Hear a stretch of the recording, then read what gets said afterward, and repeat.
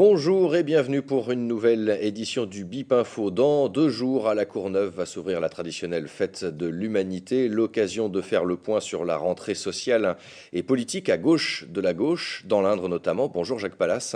Bonjour. Vous êtes le président des élus communistes et républicains dans le département. Merci d'être avec nous. L'Indre y sera forcément donc représenté. Comme tous les ans. Comme tous les ans. Vous organisez donc un bus, c'est ça notamment? Un bus, des camions, des voitures, des transports collectifs. Il y en a qui sont partis depuis hier, encore ce soir et puis vendredi. Nous reviendrons dans le détail, notamment sur l'actualité à la fin de ce journal. Et puis, comme tous les mercredis, dans la deuxième partie de cette édition, nous retrouverons Sarah Benassen. Bonjour Sarah. Bonjour Vincent. Au sommaire cette semaine. Au sommaire, nous parlerons d'un très beau lieu à Bourges qui est le Château d'Eau, qui est dédié à l'art. Et puis nous resterons à Bourges pour une exposition sur les chauves-souris. Merci Sarah, à tout à l'heure. Ce sera dans un petit peu plus d'un quart d'heure. On enchaîne avec les titres que nous allons développer dans le journal. Le comité de défense de l'hôpital du Blanc repart au combat. Le dossier stagne. Une fourrière sévit depuis cet été à Châteauroux. Les détails dans ce journal. Et puis nous suivrons une épicerie bio itinérante du côté de Saint-Gauthier avec Philippe Rioux. On commence donc par les espoirs déçus au Blanc. La nouvelle ministre de la Santé se voulait rassurante quant à l'évolution du dossier de l'hôpital. Mais depuis juillet, c'est silence radio. Seulement voilà, le moratoire va bientôt arriver à échéance. Aucune réunion n'est prévue avec l'Agence régionale de santé. Aucune feuille de route n'a été transmise au directeur des hôpitaux du Blanc et de Châteauroux. Bref, le comité de défense s'inquiète et se remobilise. Ils doivent se réunir la semaine prochaine pour décider de nouvelles actions. Alain Pasquet, président du comité de défense de l'hôpital du Blanc, au micro de Julie Manière. La situation est devenue inacceptable. Il faut dire les choses comme elles sont. Après une période d'espérance, suite au rendez-vous que nous avions eu au ministère avec un collaborateur de Mme Marisol Touraine le 11 juillet, force est de constater que les paroles qui ont été prononcées ce jour-là par son conseiller technique, M. Nanlong, ne sont absolument pas aujourd'hui suivies d'effets concrets pour notre hôpital. On nous avait parlé de mutualisation, de coopération, on nous avait parlé de délais qui dépasseraient le simple délai des arrêtés pris par M. Lenné qui ajuste le moratoire à la fin de l'année. On nous a parlé de travailler avec le centre hospitalier de Poitiers. On nous a donc fait beaucoup de promesses, beaucoup de propos encourageants ont été tenus, et à l'heure d'aujourd'hui, absolument rien, mais rien ne s'est passé. Aucune rencontre avec l'ARS alors qu'elle était prévue avant la fin du mois de juillet, aucune rencontre prévue au ministère alors qu'elle était prévue en septembre. Nous nous voyons arriver le mois de décembre avec beaucoup d'inquiétudes et nous allons donc commencer et recommencer une action qui sera sans doute plus dure que celle qui s'est déroulée jusqu'à maintenant. Et le comité se réunira mardi prochain pour discuter de ces actions qu'il compte mener dans les prochaines semaines. Le procès de la Sigma sur les participations aux bénéfices a accouché d'une souris. Hier, au tribunal de grande instance de Châteauroux, l'entreprise était assignée par la CFDT. En 2010, Zodiac Aérosite a réclamé le remboursement de plus de 600 000 € de primes à plusieurs centaines de salariés. Le syndicat a demandé les documents justifiant cette décision, mais son avocat n'a reçu les documents que lundi soir. Il a donc demandé un report. Le tribunal renvoie l'affaire au mardi 23 octobre prochain. Automobilistes, gare au stationnement illégal à Châteauroux. Désormais, une fourrière sévit sur la commune. Cela faisait 6 ans qu'il n'y en avait plus. Un garagiste vient de s'équiper pour enlever et stocker les véhicules gênants sur la voie publique. Il peut être appelé par la gendarmerie, la police municipale ou la police nationale. C'est un service d'État. L'activité reste encore marginale, mais jusque-là, c'était l'été. Alors, comment cela fonctionne? Valentin Cruard est allé enquêter. Donc ça, c'est la bête noire des citadins. La bête noire des Indriens, c'est ce petit 4x4 capable d'enlever tout type de véhicule léger. Un véhicule de dépannage qui appartient à l'entreprise David Bridier Dépannage et qui est désormais en charge de toutes les activités de fourrière. Car cela faisait maintenant 6 ans que le département ne disposait plus de fourrière. Depuis 2006, on n'avait plus de fourrière dans le département, malgré des efforts répétés de la préfecture pour essayer de trouver un prestataire de service, tout simplement parce qu'il nous fallait trouver quelqu'un pour qui c'était une activité annexe, puisque la fourrière, à elle toute seule, ne permet pas de faire vivre une entreprise. Alors pourquoi on a mis en place une fourrière dans le département de l'Indre? Tout simplement pour pouvoir mieux lutter contre l'insécurité routière, puisque depuis 2011, le préfet a la possibilité, dans le cadre de ses pouvoirs de police, d'immobiliser les voitures des contrevenants qui commettent des grandes infractions. Avant l'ouverture de la fourrière, l'enlèvement d'un véhicule devait suivre une longue procédure et pouvait prendre plusieurs semaines. Mais désormais, tout véhicule en stationnement gênant ou abusif pourra être enlevé sur le champ et transporté sur le site de la fourrière, boulevard d'Anvaux à Châteauroux. Avec une facture qui pourra vite devenir très importante pour les contrevenants. Donc au jour d'aujourd'hui, l'enlèvement d'un véhicule léger, c'est 113 €, plus 6 € de frais de garde par jour.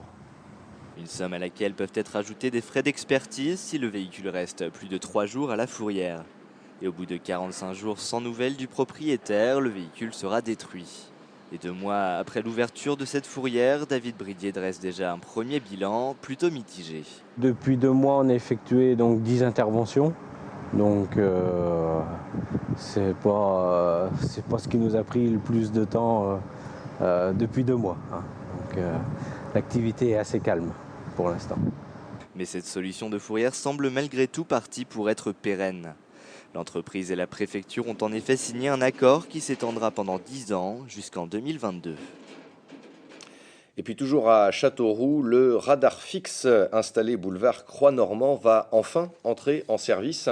Il est installé depuis plusieurs mois déjà. Il flash les automobilistes circulant à plus de 50 km/h, mais aucun procès-verbal n'est établi. C'est ce qu'on appelle la phase de test. Mais à partir de vendredi, il sera donc opérationnel.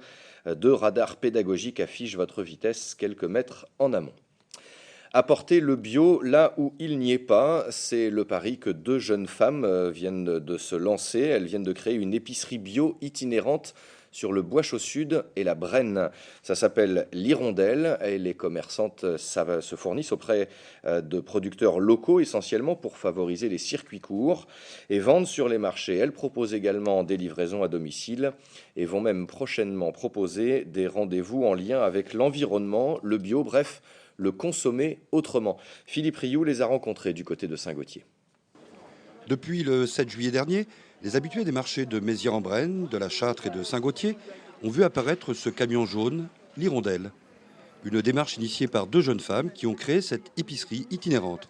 On s'est basé sur ce qu'était le territoire, et le territoire ici il est plutôt vaste. On s'est dit qu'on avait besoin d'apporter le bio là où il n'y en avait pas. Du coup, l'idée, c'est d'imposer le camion pour pouvoir intervenir sur différents territoires. L'Hirondelle, ce n'est pas un supermarché, mais le chaland peut y trouver son bonheur. On trouve de l'épicerie sèche, on trouve des légumes et des produits en produits biologiques.